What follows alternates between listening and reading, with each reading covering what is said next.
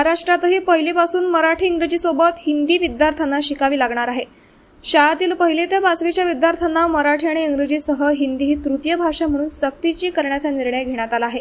हिंदी भाषेच्या सक्तीविरोधात तमिळनाडू, केरळ आदी दक्षिण भारतातील राज्यांकडून विरोध सुरू आहे। आता महाराष्ट्रातून हिंदी सक्तीला विरोध होत आहे। महाराष्ट्र नवनिर्माण सेनेकडून मराठी सक्तीला विरोध करण्यात आला आहे। राज्यातील सीबीएसई बोर्ड पॅटर्न लागू होत आहे, त्यानुसार हिंदी ही तिसरी सक्तीची भाषा करण्यात आली आहे। या निर्णयास मनसे नेते संदीप देशपांडे यांनी विरोध केला। संदीप देशपांडे यांनी म्हटलं की हिंदीची सक्ती करणे म्हणजे ही जोर जबरदस्ती आहे। या पद्धतीने हिंदी भाषा ही तिसरी भाषा म्हणून सक्तीचे करण्याचा कुणालाही अधिकार नाही।